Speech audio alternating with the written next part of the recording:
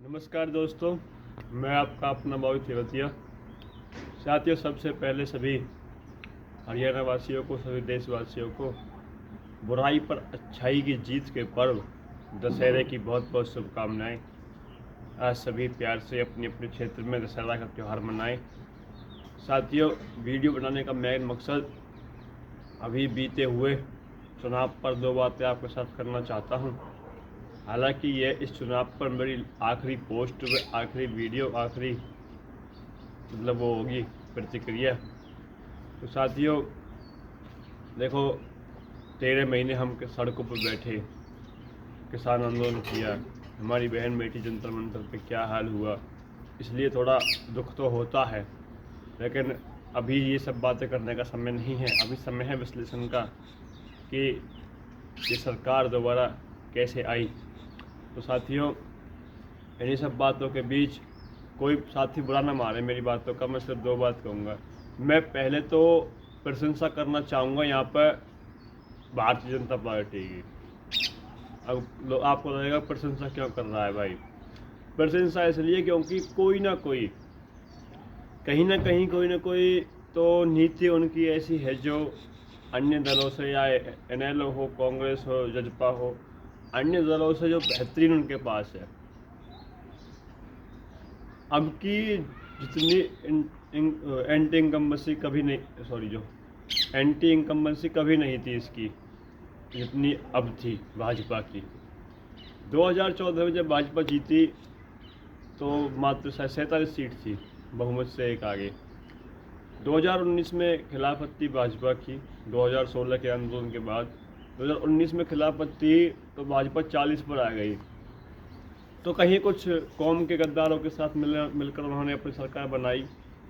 लेकिन अब की बार जो 24 था, तो अब की बार तो लग रहा था कि 40 या 30 तक भी शायद भाजपा ना पहुंच पाए।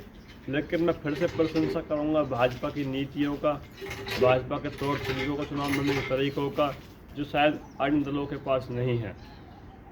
अच्छा, अब दोबारा दूसरी बात करते हैं। सबसे पहले जीते हुए पक्ष को बधाई, और हारे हुए पक्षों को better luck for next time. आप भी समाज में अच्छे अच्छे काम करते रहे, हो सकता है अगर समय आपका हो। अच्छा, अब आते हैं मेन बात पे। साथियों, कई चीज़ चली हुई हैं, जैसे कि सबसे महत्वपूर्ण मुद्दा, मैं आपको एक बात स्पष्ट कर दूं।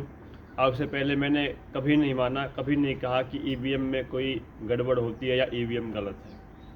लेकिन इसी बीच में आप एक बात बता दूं आज, जैसा कि मुख्य विपक्षी पार्टियों ने बताया है कि 99% चार्जिंग का मुद्दा है जो। साथियों देखो, आप किसी पार्टी से संपर्क रखते हो, BJP से, कांग्रेस से, लेकिन ऐसी खबरें आना शायद ही देश के लोकतंत्र के दुर्भाग्यपूर्ण है। अगर आप BJP को सपोर्ट करते हो तो इसमें एराज ही ना हो कि BJP चाल से जीत जाती है, अगर ऐसा है तो।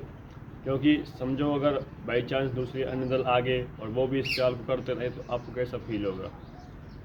तो ये तो संपूर्ण लोकतंत्र के लिए खतरा है अगर ऐसा कुछ हुआ है तो एक भाई की मैंने पोस्ट देखी, तो मैं भी उस भाई को समर्थन करता हूँ कि देखो, किसान आंदोलन हुआ, किसान आंदोलन में अभय सिंह चौटाला जी एक ऐसे विधायक थे जिन्होंने इस्तीफा दिया, और उस इस्तीफे का प्रभाव आपने देख लिया वो क्या हुआ। 13 महीने बाद माननीय मोदी जी आए और उन्होंने माफ़ी मांगकर, किसानों से हाथ जोड़कर माफ़ी मांगकर वो बिल वापस लिए, सिर्फ एक इस्तीफे से। तो अब तो 37 विधायक हैं कांग्रेस के, 3 निर्दलीय हैं और 2 NLO के हैं। अगर 37 से 40 विधायक जब इस्तीफा देंगे एक साथ, तो देश ही नहीं पूरी दुनिया की राजनीति हिल जाएगी। 37 और 40 विधायक इस्तीफा देकर सड़कों पे आए, किसान कौम उनका साथ देगी इस चीज़ में, पता तो चले गड़बड़ है या नहीं। हाई कोर्ट, सुप्रीम कोर्ट तक आपकी बात सुनेगा, और साथ में पूरे देश का मीडिया आपको कवर करेगा, चुनाव आयोग आपकी बात सुनेगा, इंटरनेशनल मुद्दे तक आपकी बात बनेगी। अगर इस्तीफा दे सकते हो तो ठीक है, आरोप लगाना ठीक है, वरना आरोप लगाने बंद कर दें।